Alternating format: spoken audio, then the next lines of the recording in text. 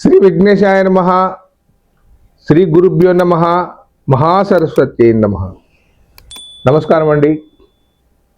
ఈరోజు ధనుస్సు రాశి వారికి 2026 సంవత్సరం ఫిబ్రవరి మాసంలో ఎలా ఉండబోతుందనే అంశం గురించి చెప్తున్నానండి. ఈ ధనుస్సు రాశి అధిపతి వచ్చేసి గురువు. ఈ ధనుస్సు రాశికి మూల 4 పాదాలు, పూర్వాషాఢ 4 పాదాలు, ఉత్తరాషాఢ 1వ పాదం కలుపుకుంటే ధనుస్సు రాశిలోకి వస్తారు. ఈ ధనుస్సు రాశి వారు ఎవరైతే ఉంటారో దానికి అధిపతి గురువు. అతడికి 2 రాశులు ఉంటాయి. ఒకటి ధనుస్సు రాశి, రెండోది మీన రాశి. ఇకపోతే మనకు ఫిబ్రవరి మాసంలో గ్రహ సంచారం వల్ల ఏ విధమైన లాభాలు ఉన్నాయి, ఏ విధమైన నష్టాలు ఉన్నాయి, ఏ ఏ గ్రహాలు మనకు అనుకూలంగా ఉన్నాయి, వాటి పరిష్కారం ఏమిటి అనే విషయాన్ని చెప్తాను. రవి 3వ స్థానంలో ఉన్నాడు. రవి భగవానుడు కనుక 3వ స్థానంలో ఉంటే అద్భుతమైన ఫలితాలను ఇస్తాడు. మనం 1 నెల రోజులు ఆరోగ్యాన్ని ఇస్తాడు. గతంలో ఉండే అనారోగ్య సమస్యలన్నీ కూడా గట్టెక్కుతాయి. రాజకీయంలో ఉన్న వారికి అద్భుతమైన ఫలితాలు వస్తాయి. పోటీ పరీక్షలు రాసే వారికి ఇంకా బ్రహ్మాండంగా ఉంటుంది. పోలీసు రంగంలో కానీ ప్రభుత్వ ఉద్యోగాలలో ఉండే వారికి ప్రమోషన్లు వచ్చే అవకాశం చాలా ఎక్కువగా ఉంది. దాంతోపాటు మిమ్మల్ని ఎదుర్కోవడానికి మీరు గొడవలలో ఉండి ఆ గొడవల సమస్యలు పరిష్కారం కాకుండా తగాదాలలో ఉంటే ఈ తగాదాలన్నీ కూడా తీరిపోతూ ఉంటాయి. స్థల విక్రయాలే కానీ ఇంకా ఇతరత్ర విషయాలే కానీ బ్రహ్మాండంగా లాభాలు వచ్చే అవకాశం ఉంది. ఇకపోతే కుజుడు 2వ స్థానంలో ఉన్నాడు. ద్వితీయ స్థానంలో కుజుడు ఉన్నప్పుడు ఆర్థికంగా ఎక్కువ ఖర్చు అయ్యే అవకాశం ఉంటుంది. మీరు అనవసరంగా వృధా ఖర్చులు చేసే అవకాశం ఉంది. కాబట్టి మీరు కొంచెం మనసును చిక్కబట్టుకొని మీ ఖర్చులు తగ్గించుకుంటే చాలా మంచిది. మనకు ముందు గొయ్యిని తెలిస్తే కొంచెం నెమ్మదిగా వెళ్తాం కదా, ఆ విధంగానే మీరు కుజుడు 2వ స్థానంలో ఉన్నప్పుడు కొంచెం ఖర్చులు తగ్గించుకోండి. ఇకపోతే బుధుడు 3వ స్థానంలో ఉన్నాడు. 3వ స్థానంలో బుధుడు ఉన్నప్పుడు వ్యాపార రంగం చేసేవారికి బాగా ఉంటుంది. అన్నదమ్ముల మధ్య లావాదేవీలు ఉంటే సమస్య పోతాయి, చాలా ప్రశాంతంగా తీరిపోతాయి. మీ భార్య తరపున బంధువులు వల్ల మీకు లాభం జరిగే అవకాశం ఉంది. వారి మాటలు వినండి. వారి మాటల వల్ల మీకు లాభం జరిగే అవకాశం ఉంది. ఏదైనా స్థల పంపకాలే కానీ, ఏదైనా గృహ పంపకాలే కానీ, ఏదైనా ఆస్తి పంపకాలే కానీ వచ్చినప్పుడు పెద్దల మాట మీరు వినండి. ఎందుకంటే బుధుని వల్ల మీకు లాభం జరిగే ఉంది. భార్య తరపున బంధువుల నుంచి లాభం జరిగే అవకాశం ఉంది. కాబట్టి వారి మాటను వినండి. మీరు ఖచ్చితంగా ఫలితాలు సాధిస్తూ ఉంటారు.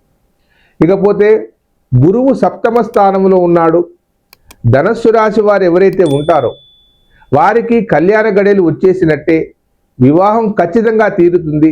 ఎందుకంటే 7వ స్థానంలో కనుక గురువు ఉంటే ఎప్పుడు కానీ వివాహాలు జరగకుండా ఉండలేదు. వీరికి ఖచ్చితంగా వివాహ బలం 100% ఉంది. యువతీ యువకులకు సూచిస్తున్నాను, ఇది బ్రహ్మాండమైన అవకాశం.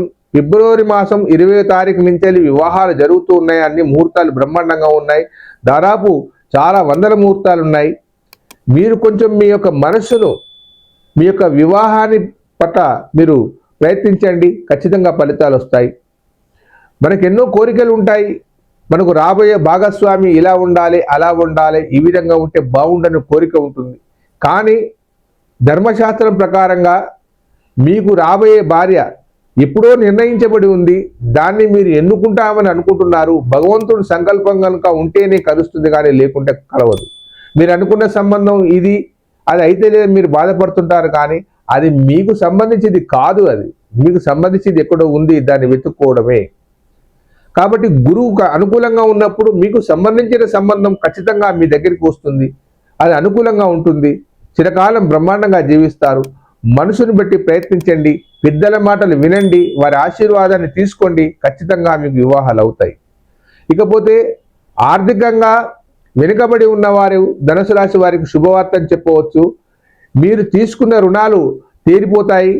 మీకు కొత్తగా ఒక నూతన వ్యాపారాన్ని ప్రారంభించే అవకాశం ఉంది. ఉద్యోగస్తులకు ప్రమోషన్లు వచ్చే అవకాశం ఉంది. రాజకీయ నాయకులకు మీరు పదవిలు మారాలని మీరు భావిస్తూ ఉంటే ఇప్పుడు మారండి. మీకు అన్ని అనుకూలమైన ఫలితాలు వచ్చే అవకాశం చాలా ఎక్కువగా ఉంది.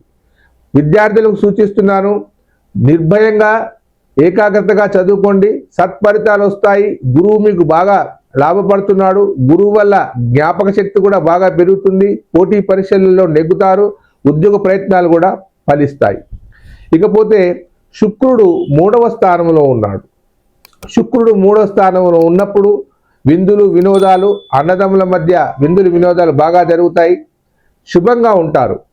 ఇక శని 4వ స్థానంలో ఉన్నాడు. శని 4వ స్థానంలో ఉన్నప్పుడు కొంచెం మీరు ప్రశాంతంగా ఉండవలసిన అవసరం ఉంది. ఇంట్లో చిన్న చిన్న గొడవలు జరిగే అవకాశం ఉంది. అది చెప్పుకోదగ్గ గొడవలేం కాదు, కొంచెం నెమ్మదిగా ఉంటే సరిపోతుంది. ముఖ్యంగా రాహు 3వ స్థానంలో ఉన్నాడు.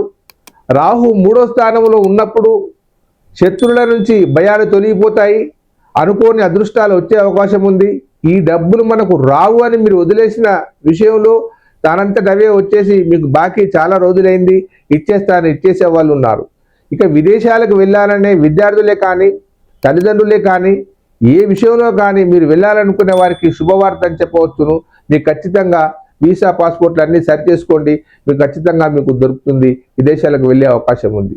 ఇక చివరిగా కేతు 9వ స్థానంలో ఉన్నాడు. కేతు 9వ స్థానంలో భాగ్యాధిపతి ఉన్నాడు. అయినా మీకు కొద్దిగా మానసికమైన ఇబ్బంది జరుగుతూ ఉంటుంది, కానీ అది శాశ్వతంగా మాత్రం కాదు. ఒక గంట సేపు 2 గంటలలో పోతూ ఉంటుంది, దాన్ని పట్టించుకోకండి. ఇవన్నీ సమస్యలకు సరైన పరిష్కారం గణపతి ఆరాధన చేయండి.